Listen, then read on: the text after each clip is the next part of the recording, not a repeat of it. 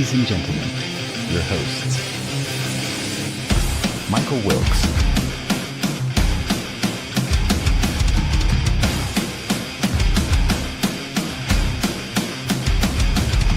Angel Ortiz,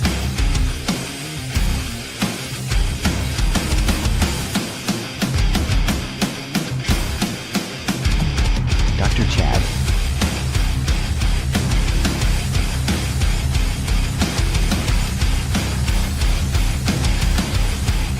and Sam La Cavera.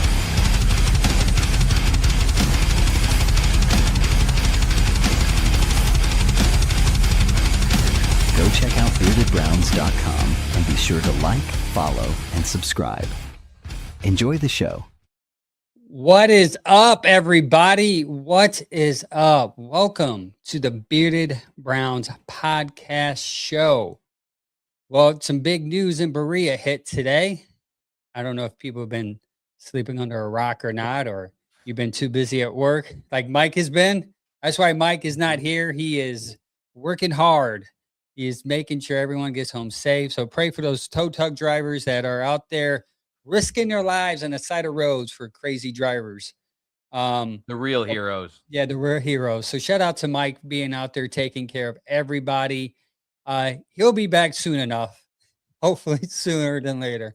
But me and Chad are here, and we're going to talk about this new hire, Todd Monken. We're waiting on our guest now, but while we're waiting, we're just going to get into it. Todd Monken was announced at his press conference today. Andrew Berry introduced him. It was pretty interesting. Some stuff that we'll probably talk about what Andrew Berry said for that 5 minutes beforehand of what they later, maybe next week or later on in a couple of shows from now, because he laid out how they established Todd Monken to be the guy. And there's a lot of things in their verbiages that I kind of like. I'm an overthinker like it is.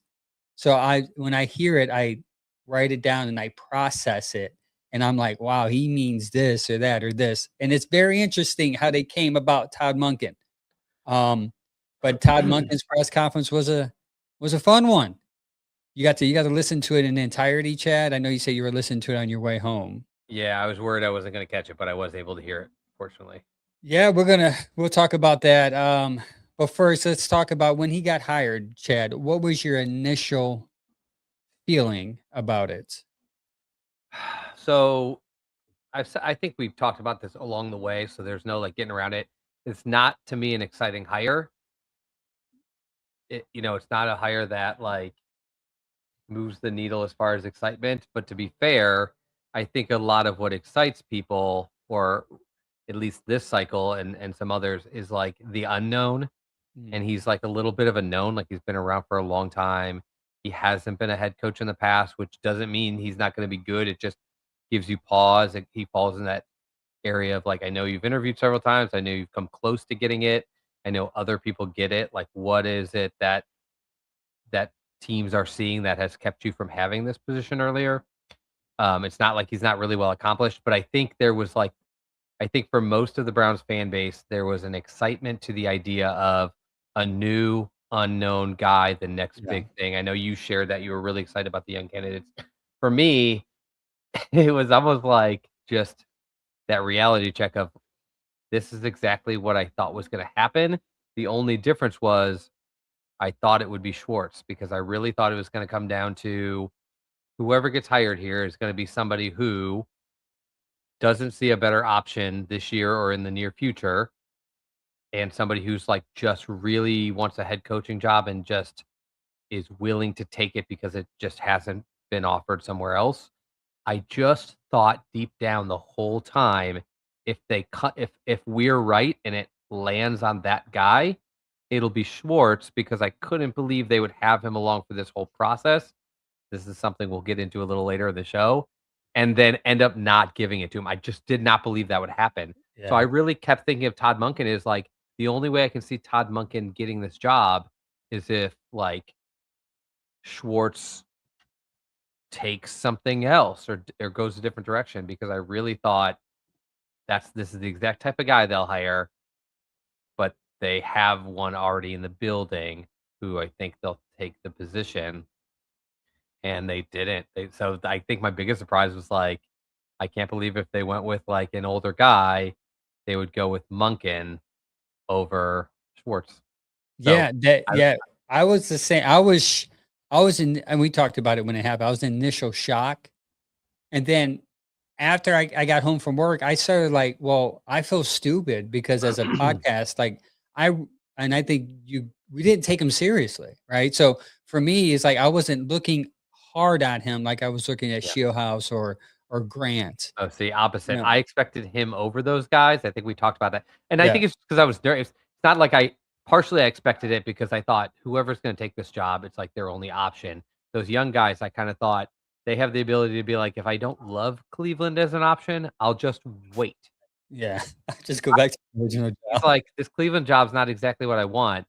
He doesn't know if he'll ever get one then. So an older guy seemed more likely to take it. I guess where I got thrown a little off is like what I said is I didn't dive into those other guys, but I was nervous about those guys because I was Yep, nervous about not their age, not 30, 35. I was nervous more about the fact that they've been in the NFL for such a short time. Can they hire a staff? So I don't hate this hire. It just threw me off because I just expected they would, if it came to the two, it'll they be would Jim. choose Schwartz almost out of like a respect for what he's done here and knowing how many people like him. And they didn't. And I don't know, maybe that's a good thing. Maybe it's better that they were like, "You've been in this building whole time. We like you as a DC." But I think it's a little bit heartless. It honestly feels a little bit heartless. But I also think they were choosing Monken over Schwartz. Like, it's very Yeah, clear, like, they didn't just Schwartz to me was, "You're the only guy that'll take the job. You're our last resort." It yep, felt like that to me the whole time, and we were very vocal about that. Like, if no one else will take it, it'll go to Schwartz. I guess the big plus of this over Schwartz is they obviously had the option, and yeah. they picked they didn't just take the last resort. They had 2, and they They made took the the offensive guy. They took the which offensive guy. you're right, that's what we should feel stupid about. We should Yeah, have known they would rather go offense, and honestly, in my head, they would rather go offense, and I'll bet you they thought the whole time, Jim will just stay as the DC. He's yeah, under contract, yeah, he's on board, they'll just keep him, and somehow they had that impression, and Jim was not giving that vibe the whole time. So, yeah. I think So that's they, a really long way to say, like, surprised, but shouldn't be surprised. This is exactly yeah, how it should have turned out. yeah. So now my initial thought after like looking up and doing like, and it's funny, like all these videos surfacing of Todd Monken talking, right? So if I would have saw that, I'd have been like, he's older, but he's a lot wiser than these young cats, and he's got this 6 point PowerPoint message of how to run a great offense. That would have enticed me to even like him, even give him a shot, or even like him more than the You others. know this will sound stupid, but one of the things I really liked about him, and I think I did talk about this, like, several weeks ago, that when they first announced they were hiring him, I was like, "It kind of surprises me," because similarly to Mike McDaniel, those are 2 guys now Mike McDaniel's situation was a little more dramatic, but both of them were people who criticized the organization when they left. Yeah, The difference was, I think Todd kind of included himself in the criticism of like, we ran a bad offense, we were unorganized, we didn't do what we set out to do. Mike's was more like with Shanahan saying, like, here's all the reasons that the Browns suck and are stupid. So yeah, it was a very different vibe. That's why I was surprised that McDaniel even interviewed here and what that they even brought him in. yeah. I was Mike, that pleasantly was a surprised because I thought he'd be fun to cover, but I was surprised that he was in the mix, and I'm not shocked that he bowed out. But but in similar ways, when Munkin left, he had a lot to say that was critical about how they did things here. yeah. But I do have an appreciation of the fact that they looked past that and still brought him in, not just like holding that against him. Like, oh, you're kind of negative on the franchise when you left. It is more like a reality check. Like, yeah, it was pretty negative. It was bad. Yeah, So in this press conference, Munkin said he learned a lot since 2019, and true. we're gonna bring He in the also wasn't in charge then. I mean, it's yeah, just different. He yeah, didn't fail in 2019 as a head coach. They failed as an offense because he was the OC. And I honestly just think Freddie was so bad. The stories came out immediately when that ended. He was part of it. But stories came out other times from players like, we practiced something all week, and then in the game, they called totally different stuff than what we had game planned for all week, and it threw everyone off. Or he would call Freddie Kitchens famously called plays that they had not practiced yet, and everyone was confused. And so I'm not worried about Todd in that way. I'm almost excited that they looked past the negatives from 19 and are like, we don't care. We're going to do it differently. You know, we can sit here and assume about Todd Monken all we want, but we just got somebody in that knows a lot more about Todd Monken than us. Ladies and gentlemen, today our guest is a regular film analyst on 105.7 The Fan in Baltimore, where he breaks down Ravens game tape. He's been doing it for years. His website is Film Study, Baltimore Ravens Talk. Please give it up for my new favorite film breakdown person, because I watch Browns film breakdown a lot, and I know you were just on there maybe a couple days ago. Yep. Give it up for Ken McKusick, ladies and gentlemen. Baltimore Ravens film breakdown. So he studied the last 4 years of Todd Monken, and he knows everything that we want to know. So Ken, the first question, I don't want to keep you too long today because I know you're a busy man. The first question I have for you today is, from the film standpoint, what is the most, from a film standpoint, what changed the most in Baltimore when the offense went from went from Greg Roman to Todd Monken? So Greg Roman, very run focused, ran an extraordinarily heavy offense, probably the heaviest in NFL history. If you relate it to, appreciate you putting me in the center there. Yeah, that's good. Better. But by the way, love your guys' music. When are you coming out with the next Sharp Dressed Man? Believe it or not, that the guy that he's our producer, he has a band, and that's their music. Oh my God, that must be very confusing to folks. All right. Anyway, Todd Monken came in and took over for Greg Roman. Greg Roman ran pretty much the heaviest offense in NFL history. If you compare tight ends plus fullbacks plus OL sixes, those are the heavies you have on any play. You're sacrificing from among your 5 eligible receivers for those players, and the Ravens averaged 2.35 in 2022, Monken's last year. They're down to 1.85, which still makes them by far the heaviest in the NFL under Monken. So they kept a lot of their DNA elements with him. And I think that's something you would look for is try and keep the elements that are good in your offense and discard others. The Browns obviously are in a position where they could start, from scratch in a lot of ways, but they're going to try and maximize who Sanders is, I'm sure, with Monken. Sorry, go ahead. I'm going to say the other thing is he have very tight end offense at Georgia. He ran a lot of 12 personnel, and the Ravens are extraordinarily effective throwing to the tight end. His first 2 years as OC, 143.5 combined passer rating. The only group in NFL history which was close was Hernandez and Gronk around 2010 were in the same neighborhood, but 30 touchdowns and 1 interception throwing to the tight ends in those 2 seasons. Dropped to a 91.3 passer rating throwing to them this year was one of the big setbacks. I have some other things to talk about, but I'll give you guys a chance to ask your questions. Do you think Sanders, I mean, it's probably something I should stick to script. What do you think Sanders would work well with Monken? Because that's going to be the main, when you leave, people are going to hit the chat. How would he do well with Sanders? Because Sanders obviously is a fan favorite here. He has like a huge fan base, a huge following. Wanted to hear your take on that. He's a massive wild card. I think the thing that really makes sense for Monken, you're going to love when he gets to the podium and says this, that a balanced offense is one where the defense has to defend every blade of grass effectively. And I think that always is a good thing for any offense. The offense needs space. They need to really use it effectively. They need to make sure the X receiver space is used well. That's a high percentage of the space budget on any play. They need to make sure the strong side, if you play typical 3-by-1 football, is used exceptionally well too and can be schemed up for blocking and route combinations and whatnot. Monken gives you a chance to do both.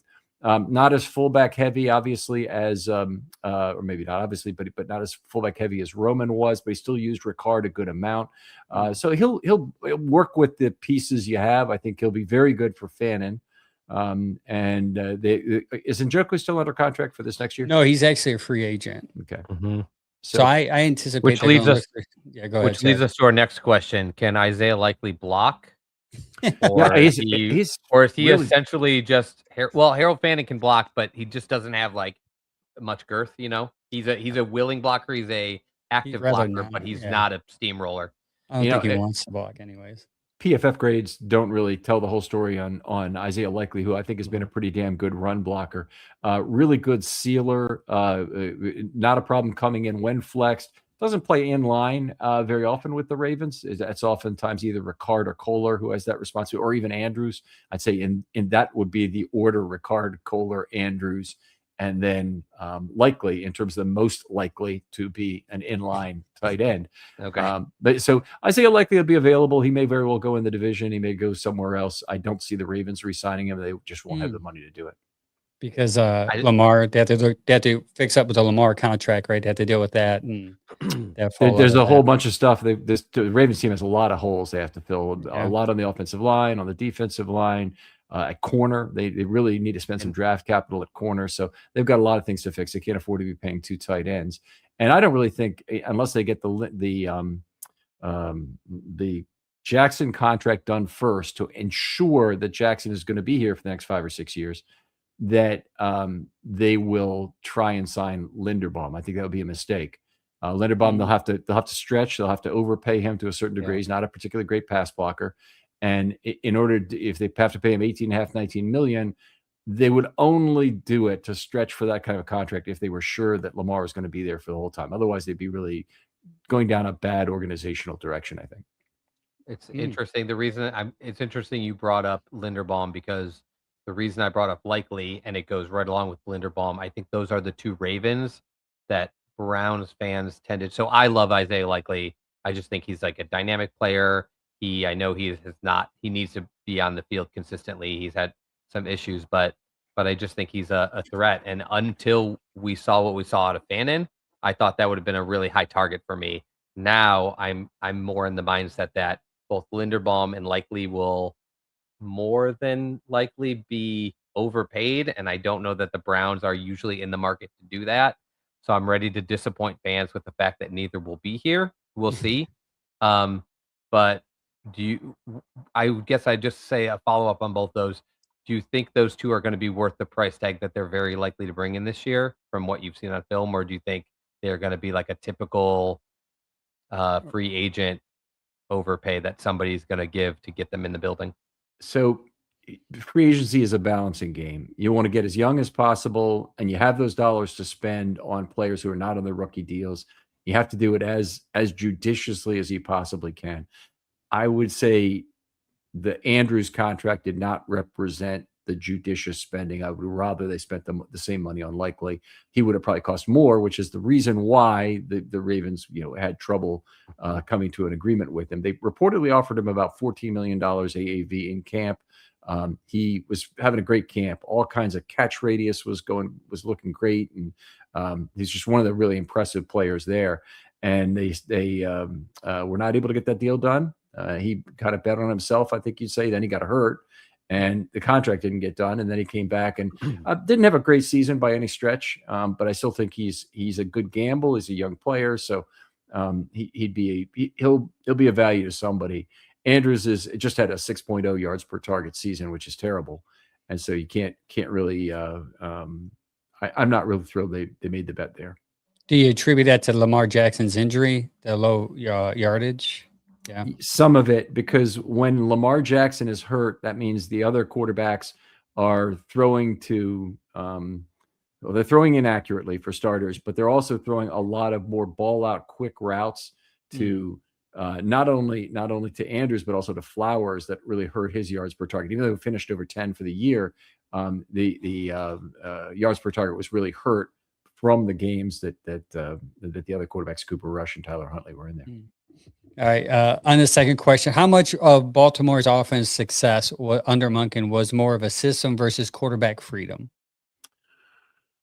So he was good at adapting to let Lamar be Lamar. So maybe that'll be something that's good for Sanders. Maybe Sanders is a guy who really needs more structure. I don't know. I don't think we know enough yet about who Sanders is. Maybe Browns fans think they do. I don't know. Yeah. I don't know. A lot of the aunties and uncles know enough about Sanders. They'll tell you in the chat. Trust me.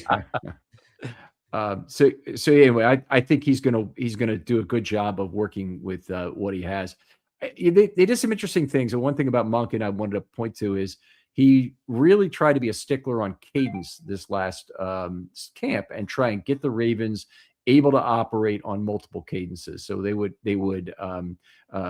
do set and snap drills every single day. What that meant is they go without helmets to the line of scrimmage. Actually, they go to the huddle, get the play in, get the line of scrimmage as quickly as possible on a time basis. Ravens score everything in practice, by the way, grade everything in practice. So they have a whole bunch of boards in the individual rooms that show that. I wouldn't be surprised if Monken tries to capture some of that in moving to Cleveland. Cleveland known for their analytics department, so it would be something that they certainly could adapt.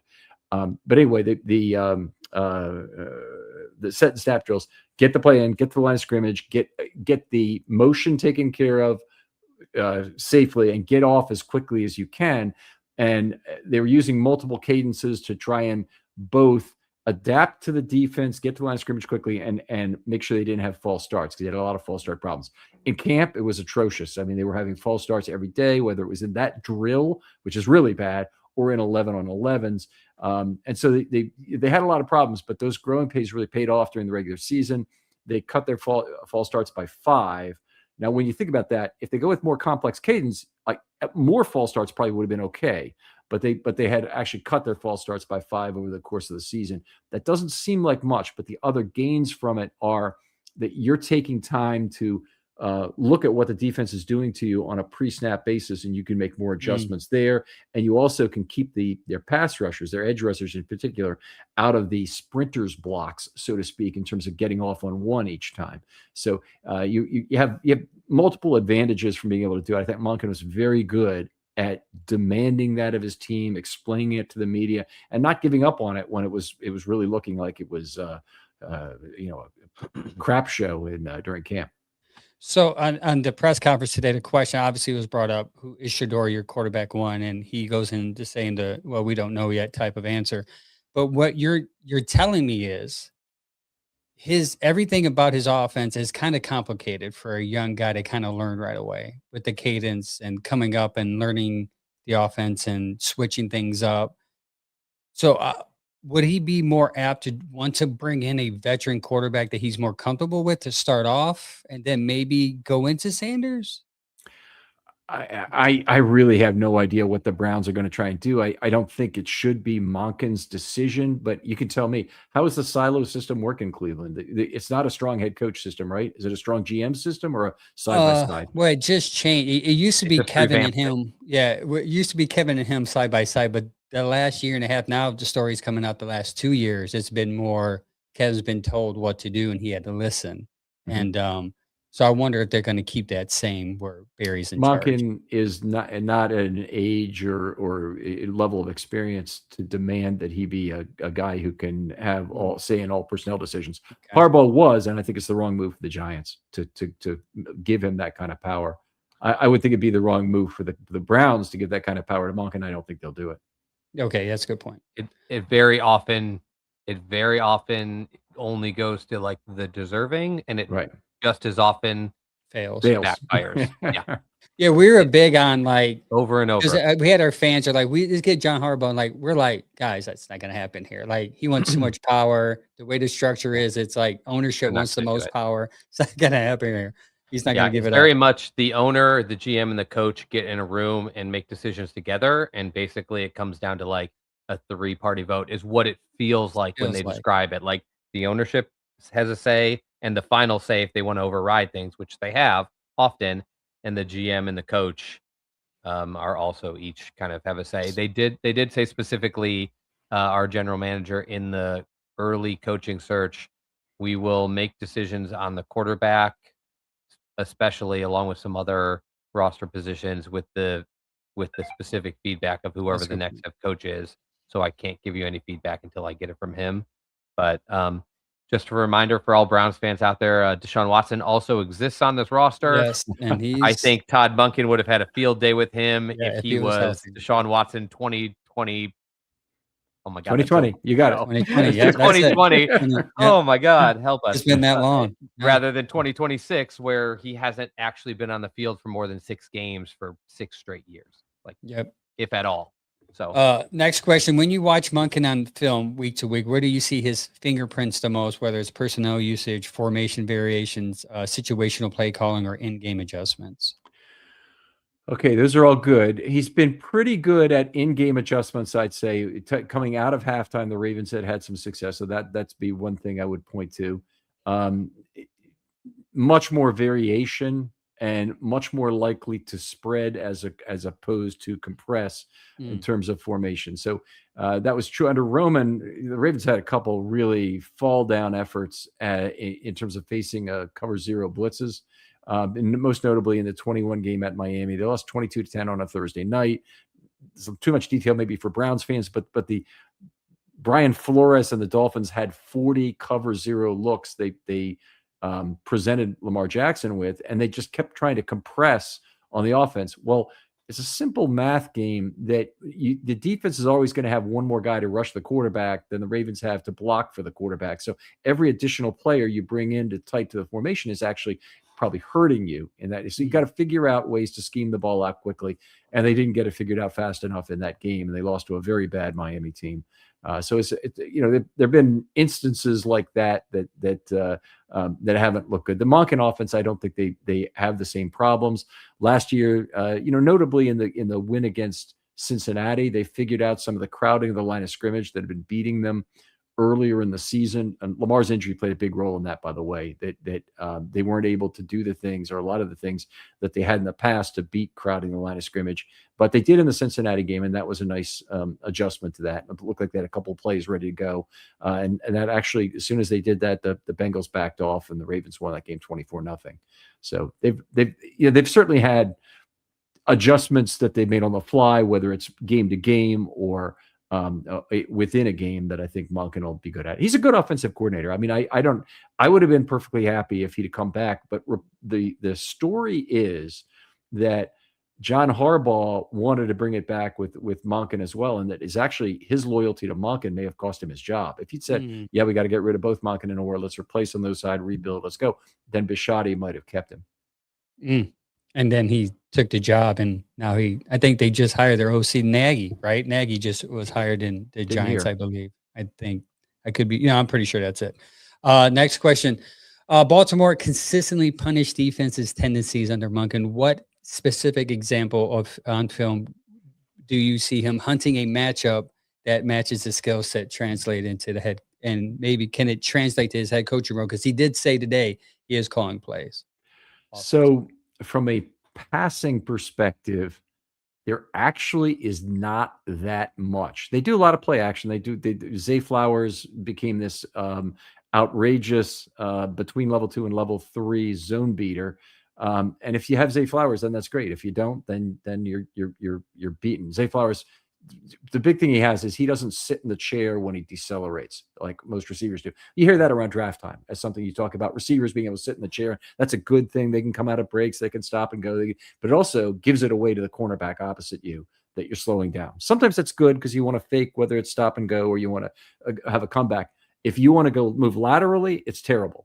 You're giving away something to the cornerback that he can sit on. Flowers just sits, because he's so small, just sticks his foot in the ground and goes. He's like a Maserati or a Ferrari, turning the corner. And he had a great year of in between level 2 and level 3, making a lot of catches like that. So that was one area where I think that they were exceptionally good in figuring out that they didn't really have a matchup against him.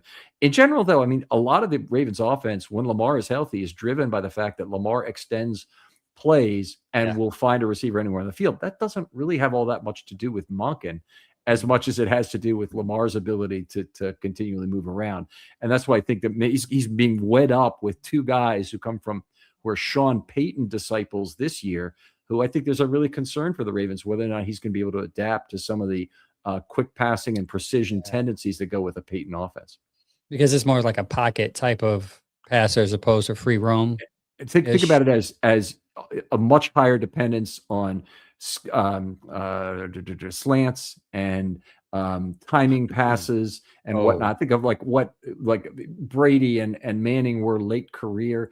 I just don't think that's who Lamar is. I think Lamar basically has made his career on these 3, 4, and 5 second throws, sometimes a 9 second throw, where he runs all over the field and then makes Browns a play. fans know. Trust me, we know. We've seen many of them, especially him coming out of a bathroom. Game, except for just, half the speed. Yeah, unfortunately. What would the Browns fans need to be patient with early when it comes to Monken from a, offensive perspective? I know lack of talent is the main thing. I know Browns fans, they're excited right now because they just came off the press conference and they're like, we're going to run through a wall for Monken. He's the guy. And I know eventually by week 3 or 4, there's going to be doubt creeping in, right? So what can you leave us that I can clip this later and say, hey, here's some positive thoughts from Ken. Let's relax. Yeah. I mean, the best thing I could do is I could say that Monken did a real good job going to Georgia and adapting to the players he had there, which was great. He had incredible talent there on the offensive line at tight end and whatnot. And then he came to Baltimore and he dealt with the talent that was here. And there was some, substandard wide receiver set was really where he started with in 23. They did get they did pick up Flowers in that year, but in 2024, he made Bateman into a good player. And that was, very nice to see. Bateman's had a kind of a dyadic career, but he had one big year under Monken. He got great tight end value out of the tight ends. I think if I had to say anything, I'd say he'll get value out of the tight ends you have, particularly given who Sanders is. I think a lot of the focus of the offense will be there. And Fannin looks like a real star. And, you'll probably draft somebody again this year who will meet a need for a second tight end, and that should be pretty good. Harrison Bryant's still around, or did he move on already? No, I think last I saw he was with the Raiders, right? I could be wrong. Or is it Texans? Raiders? One of them. Yeah. Right. He would be maybe a good guy to come back because I felt like he was not consistent, but he was reliable at times where for a second person, it was they also swing him into like an H-back role, and without a fullback, it's a nice thing to have a tight end that can just line up as the fullback every so often. Yeah. We're kind of still wondering who's gonna take Patrick Ricard away from us. I would do it. Yeah, well, I don't know where he's going to end up. He's a nice endorsement deal with Pizza Bowlies here in Baltimore, which actually might be almost as significant as his base salary, because he's a guy who makes with the Ravens the vet minimum plus the veteran salary benefit, which is about $1.5 million of salary that doesn't count against the cap. So the Browns wouldn't have that advantage. So they'd have to go into the overpay situation. I'm sure he could pick up endorsements there, of course. Yeah, I guess that we took nearly most of your staff. I suppose Todd is going to try to poach some of that talent off there. Also during free agency. We'll see what happens. I'll leave you one last question. There's rumors of Daniel Stern. The assistant head coach. I mean, the analyst. He basically did the time managed right? He's the director of football strategy. And he's been with the Ravens for 10 years, 2016 to 25. Had a big part in putting together the Ravens analytics department in the way it is. I have a lot of respect for the guy, and he has done I think a very good job. There have been 2 instances, one in his rookie season as a game management guru, where the Ravens lost a game to the Steelers they shouldn't have, and another one in his last year where the Ravens lost another game to the Steelers that they shouldn't have. Both of them were cases of where they could have knelt the football down close to the goal line, and that's been something that analytics is taking over the NFL. And if you're just waking up to that, by the way, good morning. Our fans are still caught up with that.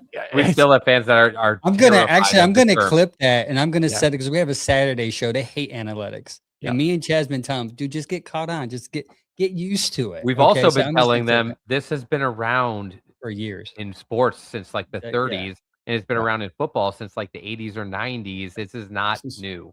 This is the great question that I love is, who is the father of sabermetrics in baseball?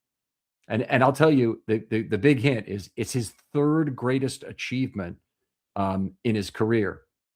I would not even. And he's a 125 hitter who's in the Baseball Hall of Fame.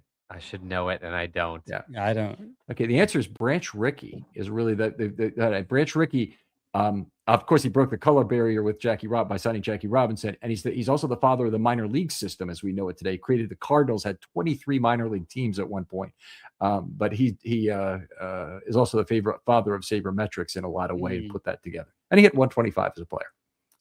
So he wasn't a good player, but he was very smart. He's in the Hall of Fame. Hall of Fame as an executive. Yeah. Yeah. So I would think that's probably why they're very interested in Mr. Stern, because they're very high. We were rated first. I think Baltimore was second going into last year as far as analytics. And I think John it was huge. Harbaugh was huge in analytics over there in Baltimore. Yeah, you guys had bad rep in Cleveland, I think, because we do it and we're not successful. But when you see Baltimore does it, the Eagles do it. Like when you see some of the very heavy analytic teams like the Lions, Ravens, and the Eagles and what they're doing with it, you got to kind of convince fans, like, take a step back. Just because we're not good doesn't mean that the analytics aren't a useful tool. But since going over his title, like we just lost our chief strategy officer, Paul DePodesta, like former, famous baseball, Moneyball. Yeah. Former baseball analytics guy, went back to baseball, and fans were not very excited about him. I would almost wonder if they have a guy who does it, though, who has been with a organization in football for most of his career or all doing it, if fans would be more warm to that, because he got such a stigma of like, why is a baseball guy involved in our operation? He's the way he would put it is has his sweat equity in football. All right. So he's certainly learned here. He's still a fairly young guy. I think he's in his early 30s now. The Ravens hired a 26-year-old to basically take over that same role. A guy who's been with the Colts for the last 3 years, but he finished 4th in the Big Data Bowl, which is, by the way, that is an enormous achievement if you haven't heard of that. Yeah. But, I guess despite the fact that analytics and football math, I really actually hate the term analytics. I'm an actuary personally, and I prefer to just call it football math or I like that term better. We're gonna take that from you. I like football math. But as much as coaches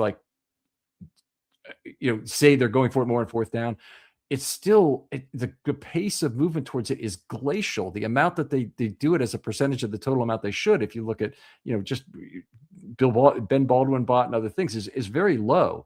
And they're just scraping the surface on some other things, like taking kneels on the football field. That should be normal operating procedure. We've had the math to do it for 3 decades. It's not hard to frickin' figure out that you need to do this, and yet they're missing the opportunity. And teams will have code words for this right now. They have code words in the huddle. If Geronimo comes into the huddle, that means you go down at the 1-yard line.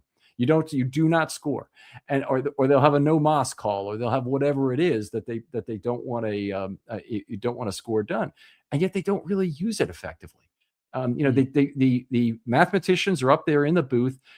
This is, by the way, it's a separate story, but I think your audience may have interest in this. They're very limited in terms of what they're allowed to have in the booth to make calculations with. They can't have a cell phone up there, for example. They're now allowed one computer. Okay, they have their Surface tablets, and you see them working on those blue things all the time. All those do is show them 2 images from each play, one before the snap and 1 second after the snap. That's all they have on those stupid things. That's why the quarterback looks at it and goes boom, boom, boom, boom, boom, and he's done with it in about 5 seconds sometimes. Wow. But they don't really, I think, completely trust themselves to be able to do the math on the fly necessary. So they don't have like a Ben Baldwin bot. They don't have anything like that they could use. They just started in 2025 to have one computer allocated to each booth. And the NFL did this because they didn't want like a strategic arms race to start, in terms of everybody wants to have more and more computers and more, and all of a sudden, there's a building right next to the stadium that's entirely a supercomputer trying to a data center. Yes, exactly. They didn't want that, obviously. And I guess I understand it, but now there's just a guy who sits around in that booth, and you'll sometimes see him with an NFL cap and shirt. He's watching over what devices the people have there, and making sure that they don't use anything else. Interesting, guys. You hear it? A game is changing, guys. Embrace it. We've embraced it here on the Tuesday show on the Bearded Browns. We embrace it during every game day. We talk about numbers, and people are like, "Why are you giving me PFF scores? Who cares about EPAs?" It's going that way. So stay tuned here. We'll give you more boring math facts if you want to, but it's the way the game is We're going. not I gonna make actually you enjoy it. I do. We're not gonna make you do the math. We're just We'll gonna do tell it There for you you you. who scored the high. Yeah, We'll somebody do it does for it, you. and we'll tell Yeah. you I who scored high. never really was into it until I started the podcasting and I saw how the NFL was. This was 3 years ago. I saw how the NFL was trending that way, and I was like, man, I need. And then Chad got on and he started talking about PFF, and it Pretty big at it. caught the interest of my. And I mean, I'm dyslexic, so like sometimes it's even hard for me to read numbers. So it takes me harder to process things. So, and I still enjoy it. So either way, thank you so much, sir, for coming out. If you want to plug anything you need to plug right now, so people can give you a follow. I'll be real quick about it. I'm at Film Study Ravens on Twitter. If you wouldn't mind following me there, you get good Ravens news in a timely fashion, and more importantly, the analysis that goes with these coaching changes. A lot of people are reporting on them, obviously. My podcast is Film Study Baltimore Ravens Talk. That's available on all your favorite podcast platforms, and the website is actually filmstudybaltimore.com. Why that might be important for Browns fans is if you want to go and see the offensive line scoring for Tyler Linderbaum, I do block by block offensive line scoring throughout the season. And if you end up winning the Tyler Linderbaum sweepstakes, that's a great place to find out exactly where every deduction occurred for the whole season. I will also add, if you're a podcaster, specifically a Browns podcaster, and you want to know how the offense runs on your enemy side every week, you want to go to that website so you can prepare yourself for the matchup coming up whenever you play Baltimore. That's my little hack for you future podcasters out there. Thank you again, Ken, for coming in. I hope to have you again, maybe before game time this coming year. We come up and talk trash to each other. Sounds You'll good, probably guys. win either way. Take it easy. Baltimore always wins. Appreciate you. Thank you. Thanks, Ken. Yeah, that was let me see how to do this. I know how to do this, I promise. Maybe see, this Stop is why recording? we Or just Ready? want to drop you out. Yeah, no, you can. Oh my goodness, sorry. It's just Well, this the is Ken my show now. Apparently, it's the only Ken show. What's going wrong here?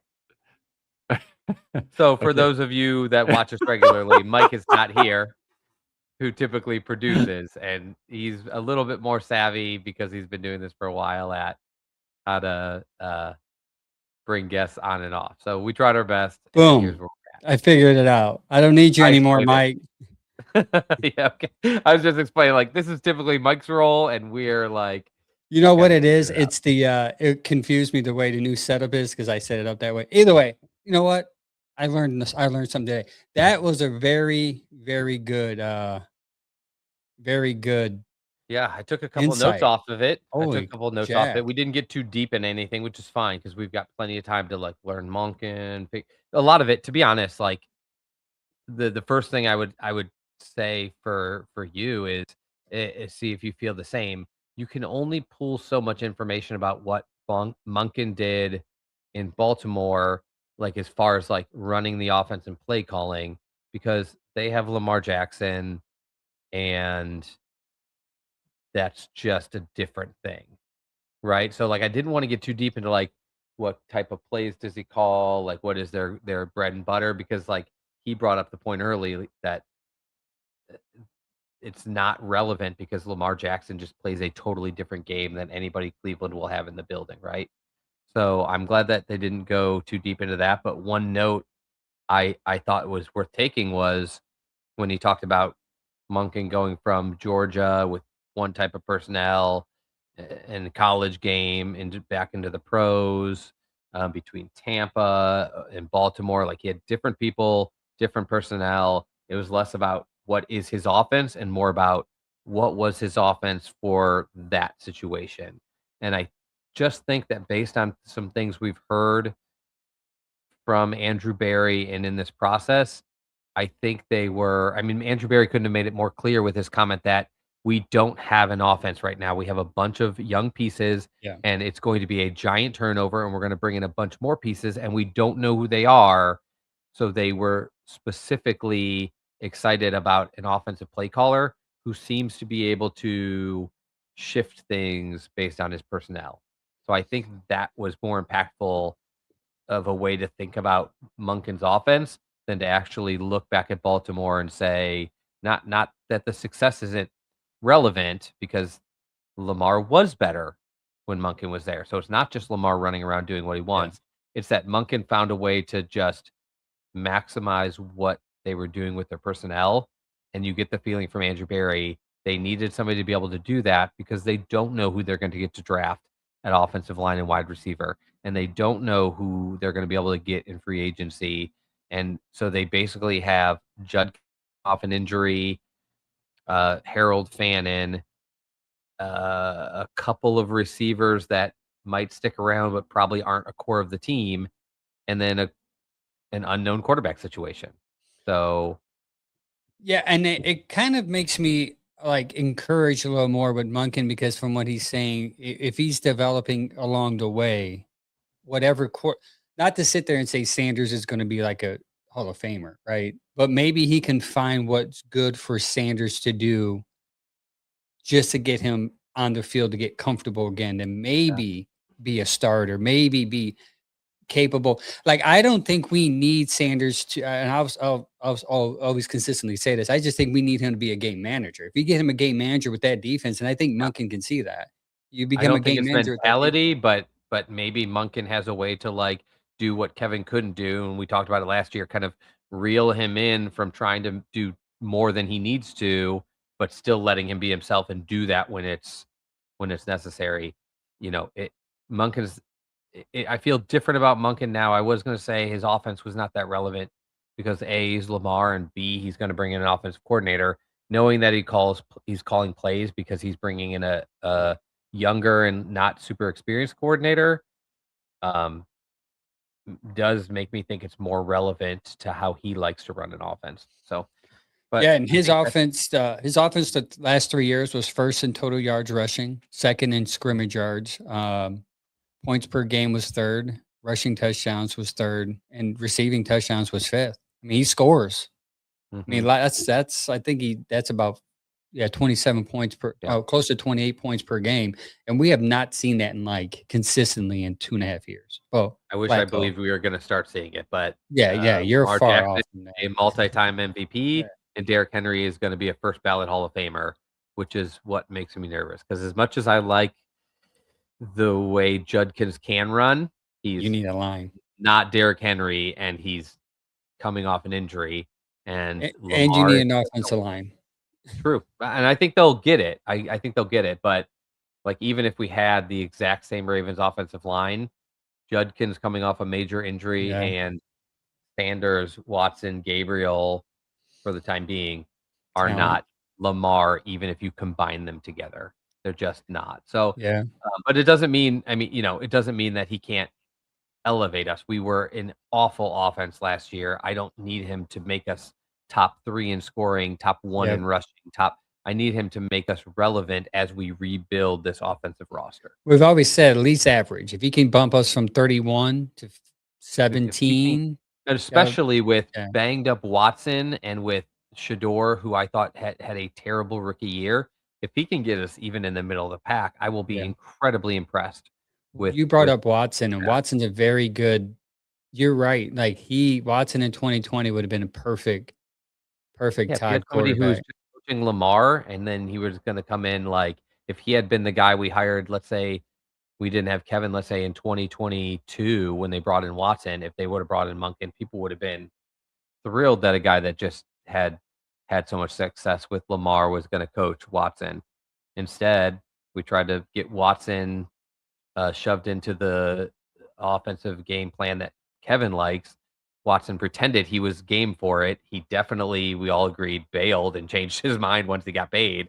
It was like, Yeah, "Nah, I don't wanna do that anymore," and I think we would have been I think in the law we always think of the idea that we would have been better not picking up Watson.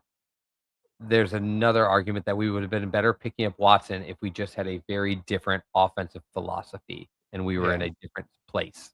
So, yeah. So Monken has press conference. He had a good talk. We all feel good about him now. We're gonna see. I guess we would say cautiously optimistic. We're gonna have hope, but we know. Well, I should say we. I shouldn't speak for all the Browns fans. Our offense is far off.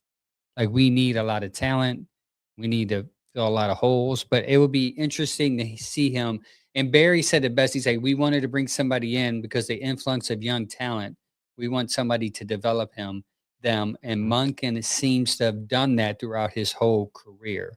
So what Barry said in the beginning of the process is we're going to find somebody where we're at now as an organization, specifically on offense. It seemed like Monken matches up to where they want their team to be right now, especially obviously they're going to go big offensively, either on the free agency or and in the draft. So we'll see what happens with that. Mhm. But unfortunately, with Monken here, that means somebody had to either get their feelings hurt or go to a different team. House is still in LA. Grant end up dipping, getting more money in Jacksonville, and that leaves Schwartz, who, according to reports, was very upset when he found out that he did not get the job and left the facilities in Berea, has not been back since. And the jokes came rolling in immediately based on that report that they were telling candidates, if you come in here, you have to keep Schwartz as DC. And then you find out after the draft, Schwartz made it relatively known, it was not a quiet thing, that he wanted this job and that if he was passed over on it, he may not be game to stay. So, of course, immediately you get those typical like national media stories of like, oh, the Browns it up. They scared away candidates by trying to push Schwartz on them. They brought in candidates with the uh, under the like assumption that you would have to pair up with Schwartz, only to find out that they did hire somebody offensive, and Schwartz was like, No, I'm good. "See ya." So I wonder if I read an article today that hinted or assumes that Schwartz later in the game found out that he wasn't the front runner that he thought he would be, and his agent was putting out stories of how the defensive players would be upset if he was to leave. Hmm. And also too that he also brought that up multiple times in interview how the defensive players would be upset. Some defensive players would be upset if he was to leave because of the I think some relationship. will. I Yeah. think that's probably. I mean, it's a PR move, but I think it's true. I think Yeah.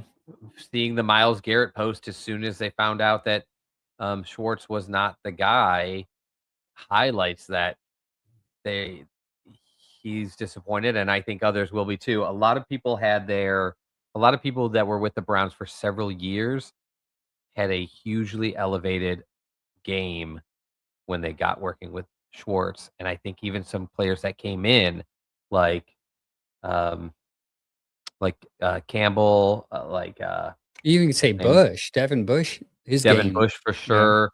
Who's the lineman that we lost late season that I should definitely not We be traded, forgetting? right? Malik Collins, yeah. Collins.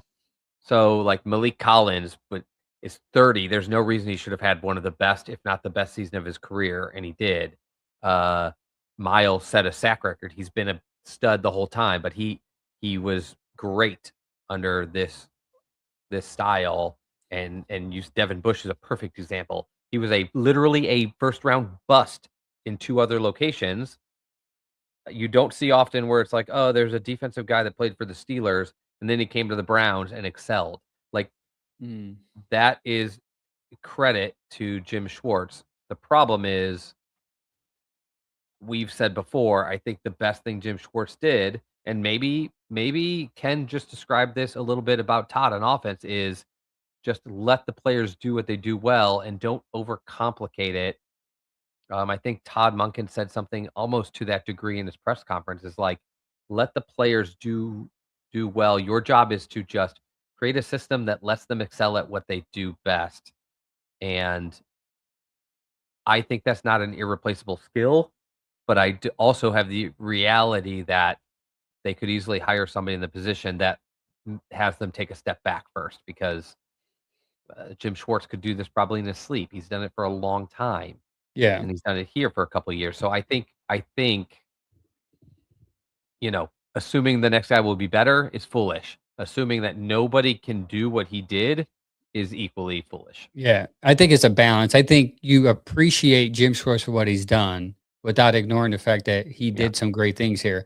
But to think somebody's going to come in and just just say me and you go and just an average Joe is just going to go in and pick up. No, I Yeah. think they're going to have to find. Obviously, they're going to vet. They're going to do their homework because they. Can you imagine if they get this part wrong? Like if the defense goes from top 5 to even middle of the pack. And it could happen. I mean, it's Yeah, it a can. realistic possibility that we should be ready for Yeah, because whoever they JP. hire could be a first-time DC, and Todd Monken was on the other side of the ball. Like, I think a lot of people were really hoping that one of these other head coaching candidates that didn't get the job would step in and Keep 'em. like more. A lot of people are like Raheem Morris would be incredible because they trust what he can do, but you're probably not going to get that now. So you're looking at Yeah, Raheem who Morris is through in these the interviews, system. whether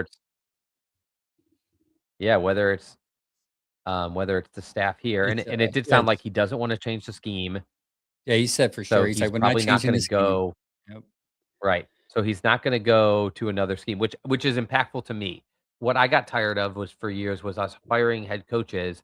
They would go from a 4-3 to a 3-4, fire the defensive coordinator, go back to a 4-3. In each of those years, they would cut Yep. personnel who were talented because they no longer fit the scheme. And now you've got to replace guys Yep. who you were developing because they do something a little bit different. Like our linebackers, our defensive line, our edge rushers is where it's really impactful if they change the scheme.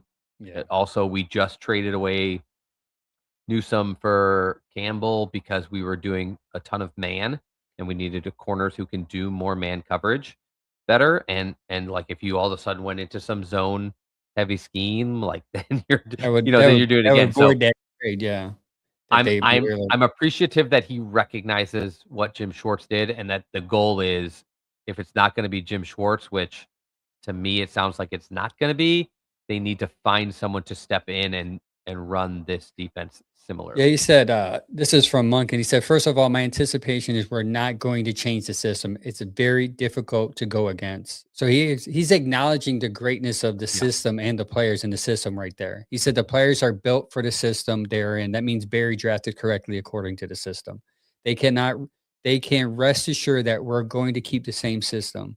And while he was saying this, I don't know if you caught this, but as he was talking, he was carefully choosing his words because he would pause.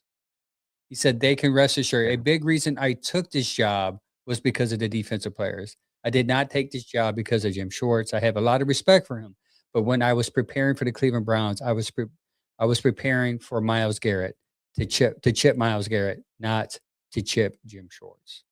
So, I think eh, yeah, that that says seems a like a lot. dig. That seems like a dig at Yeah. Jim, like basically saying like it's not Jim, it's not Jim's presence that makes the defense great. It's the players. It's the Yeah. scheme Jim Stewart's put together, but his presence Right. outside of the offside of the sidelines is not going to change the fact these players are going to play the way they do. Yeah, and I don't think he has any lack of appreciation for how good of a defensive coordinator Schwartz is. I think he knows Schwartz is very unlikely to come back. I'm sure they've talked, and I'm sure if he thought he was coming back, You'll be he would very nice. maybe approach it different. But I think it was more like a basically a reality check and a call out to the Browns fans of Get ready. it has to be very relevant to everybody in the building, uh, their feelings about Schwartz, and he has to be very aware of how the fans feel about him. I think this was almost a talk up the personnel, which is fair because we both already agreed shows ago, like a month ago, the personnel is more important on our defense than the coach. Even though the coaching is important, it's more we know the pieces are there. So now it's about can you get a good defense out of them versus like can you scheme around this lack of talent and like can you find tricks and coverage disguises? I think it comes down to he's setting the fan base up for softening the blow of Jim being gone by acknowledging and trying to shift the focus to, but your players are still here, so we're gonna still make it work. That's Yeah. what that really felt like to me is him talking up the players to minimize the loss that we're about to have at the DC position. Yeah. So I mean, three names that come to mind: Tarver, Jacques, and Bata. They're the three guys that obviously has been with Jim the longest. I think Jim actually brought them in. Look for those three. I've heard a lot of I think his last name is Bata. He already interviewed for the Philadelphia DC Mhm. and the Dallas Cowboys DC. So he has interviews already been done. Now that could be because they needed a minority to do it, yes, but he still got the experience of being interviewed. So maybe if he's interviewed now, he's more comfortable. I think the front runner right now, a lot of fans are saying Tarver, but we'll see what happens with that. Tarver, he was a DC at one point. I forgot where he didn't do Raiders. He was bottom. Not to sit there and say he can't learn and change Yeah, things, the but Raiders are so bad yeah, recently that it's like it's tough to tell. Like, do yeah. they actually have the personnel? Jim Schwartz could go straight to the Raiders Philly. this year, and he's not going to be very good because they don't have Yeah. players to Yeah, run they're it. just We've saying, said before, "Crosby go, Crosby go." his scheme is very win your assignment based. It's not like we're going to trick guys. We're gonna throw everybody off. We're going to get them by like blitzing. It's going to be we're going to go at them one on one and we're going to win. And that's how he kind of set that up. So Yeah, so, not only that, Barry said a couple things I wanna point out real quick. Let me scroll up, and then we're gonna get into the offensive. What's rumored to be his team around Monken. Barry, provides context to the decision, highlighting the team's youth, especially on defense. By the way, they're gonna be top 8 on young, the age as far as top 6, age young as far as being young on I didn't realize that. keep this in mind because I did, but I think I didn't know the actual number. I knew they were on the younger side, or I knew they'd be on the younger side. I had this conversation with somebody earlier in the season where like, well, the Browns aren't that young, and I'm like, that's because Joe Flacco, who will be gone next year, is Yeah. 40. Joel Batonio is 33. Uh, uh, Conklin was 31, and um, Teller was 30. I'm like, those are, and David Njoku is like, I think 30. I'm like, when you take all those contracts that are ending this year and you assume whoever they bring in will not be Be 30 to younger. Yeah. 40, then all of a sudden, and Shelby Harris is like 34. He's probably gone. So I what you would love to basically did keep was Shelby Harris. he's Yeah. so great. He's I so love him. good, I man. think he's a Yeah, great in the locker room, I and I agree. also think he can still play. He can still show up. Yeah. But the reality was most of the contracts that are ending are of people that are 30, 34, 40. Those are extremes. They're not going to replace them with 40-year-olds, which means they're immediately going to Gonna be be a lot younger. incredibly younger next year. You know, Yeah. when your room is a 23-year-old, a 24-year-old, and a 40-year-old, yeah, the age of your room seems old. When that 40-year-old leaves and you're stuck with 30, 24, and 23 again, that's so different. So Yeah.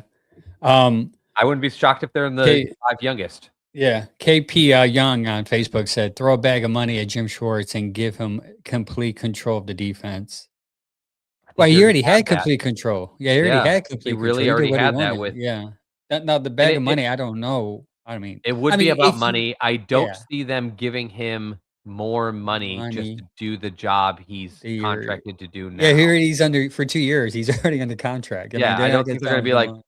they could. I mean, if they saw him as this, like, irreplaceable Yeah. commodity, they would. But I also believe if they saw him as that, he'd probably be the head coach right now. It Yep, just and also too, I mean, they got control of his contract. And would you want Jim Schwartz to come back just because of money after obviously there's tension there? I mean, that if is he actually a disagrees, yeah, and they're you know terrific how they point. are, they're very, hey, it's Jimmy, it's GM, it's head coach, and then it's the Well, coordinators. also, now you've got a little bit of a power struggle because you're Yeah, bringing him back for a lot of money.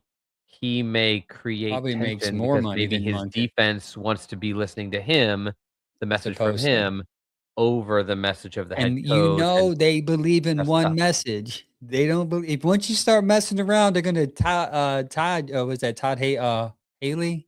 Well, him and People yes. Hugh Jackson were fighting back and Yep. forth. They'll fire you, dude. When people started trusting what Todd Haley was saying rather than the head coach. And I'll be honest, I thought Todd Haley was Yeah, me too. more correct in all those conversations that were on Yeah. Hard Knocks. I see those conversations and I go, that's right, that's wrong. But you can't have your coordinators having a message that kind of trumps the coach. That's how everyone gets fired. And by the way, everybody got fired that year.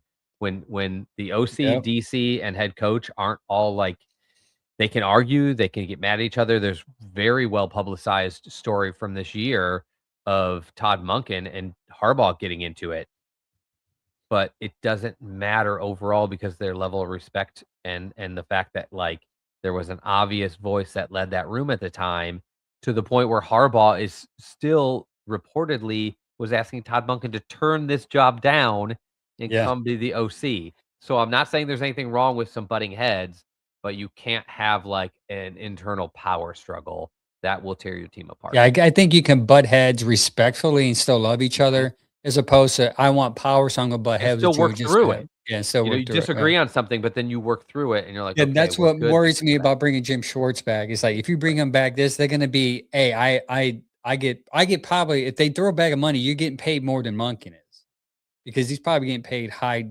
dollar anyway. Says I mean, he's just a good Yeah. DC. So No, we'll I'm see. glad you brought that up. That's a good point. I agree.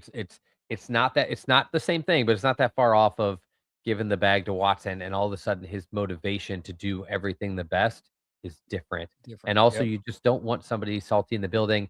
Don't get me wrong, I will take him back immediately if it's under the right circumstances. I just have a hard time believing at this juncture that it is. I think they're looking into his assistants. They're looking around the NFL to see if there's somebody else who is qualified, and Yeah, they're going to I probably have feel a they're first gonna time go DC. in. They're gonna go in internal. I think it's inside. I There's think gonna they're be one hoping of those to. 3 Yeah, I Yeah, I think it's agree. I would think by they're the hoping way he to. was saying, I think he was confident in saying the defense is gonna be all right, whether Jim Short Yeah. You froze on me, so I'm gonna keep going for a minute. But I agree. I think that's why he was playing that. And then we brought up the point earlier that the rest of the defensive staff was not only retained but present. So if that's the case, then it's hard to believe that they're not heavily involved in this potential new DC search. So while we're waiting for Angel to get on, off, and back again, I'm going to quickly go through just a quick update on some of the teams hires so far on the offensive side, since we've talked a lot of the defensive side, and then run through a couple of these questions. So we got a different group in a lot of the chat today. Um, I just saw Rich. It's off topic for the Browns show, but it's hard not to comment that Harden's coming to the Cavs. Rich, I see you're excited. I am so nervous. I've always struggled with trying to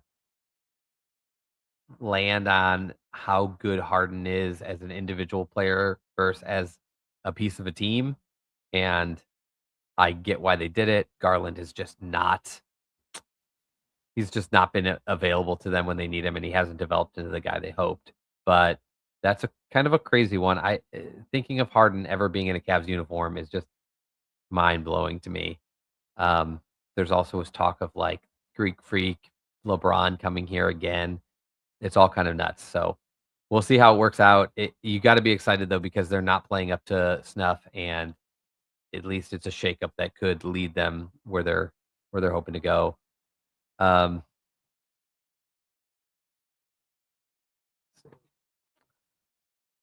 to answer the question about play calling, who called plays in Baltimore? It was Todd Monken calling the plays in Baltimore. Harbaugh didn't call offensive plays there, so so expect him to maintain that gig. Harry Clark is asking if Kyler Murray would be a good choice. I think play style. I could see how you can relate that um, to Lamar and what Monken was able to do with Lamar. I have a hard time believing the Browns would ever go that direction with somebody like Watson still under contract. I don't know if he'll continue to play here, but I know it's very difficult to cut him. I almost think they would be just as tempted to try to get one last squeeze out of Watson before they would go give up anything to bring in Kyler Murray, who's also consistently injured, has some issues with being able to play within any kind of system. We got some Go Brownses. Yeah. Well, that looks about it for the major comments. I'm going to jump on real quick to just the teams hired so far, just to reiterate.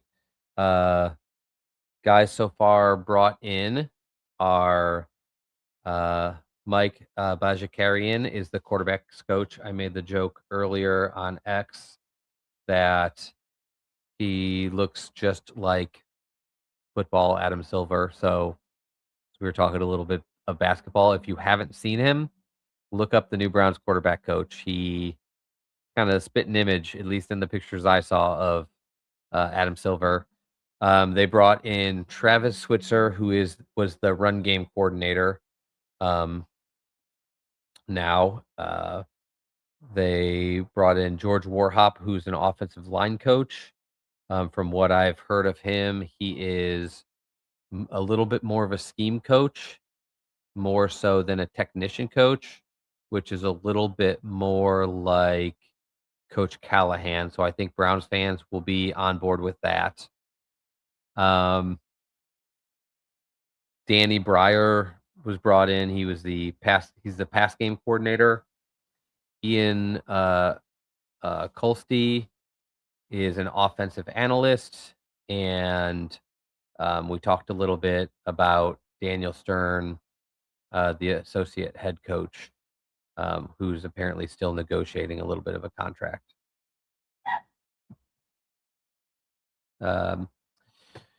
Otherwise, we've got some interesting stuff coming up in the future shows here. I'm not sure Angel's coming back.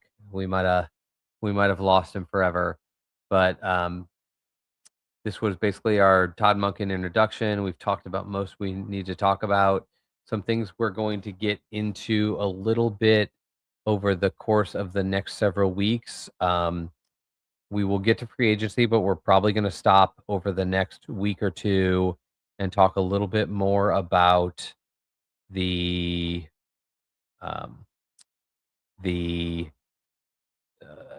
All-Star Bowls, whatever you call them, the Senior Bowl, the East-West Shrine Bowl. All those college All-Star games are done. There is a lot of adjustments that are made after those in draft stock, and a lot of confirmations made by some of these draft guys, Kuiper, McShay. We usually get Dane Brugler's the beast. We look at our lads. I don't think these are game-changing games for these prospects, but it does take guys with questions about how they would, especially from like small schools, or maybe there's so much talent on a team that it's hard to differentiate. Is it playing for Georgia, or is it your own skill level? Is it that you played with the Buckeyes and guys are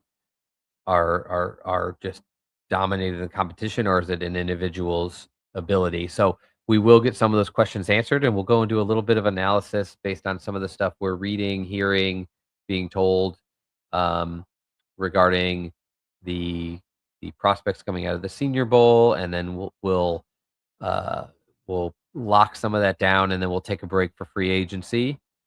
And so that's going to be some of our upcoming stuff. Hope you guys join us for the ride. We didn't get a lot of chance because of the lack of segments today to talk about our sponsors. Cleveland Ketchup is a big one to me. If you guys are still having Heinz ketchup, shame on you. Get that Pittsburgh stuff out of the fridge. Get that tomato sugar goop out of there. Go find yourself a better quality brand, a local brand. Cleveland Ketchups, Cleveland Mustards, incredible. We're still sponsored by Lego Heads, the local shop to get yourself fresh and cut, and get that beard faded up and that hair chopped. And Mike White, Allstate Insurance, will also be continuing with us in the show, and Bearded Bastards barbecue sauce. Take a look, try to find some of those at your local stores, grab them online, sign up for Lego Heads, get in the habit of liking and subscribing some of our stuff, share with friends. We are a quickly growing platform, and we really appreciate you guys coming along for the ride, and we will catch you next week. As always, go Browns.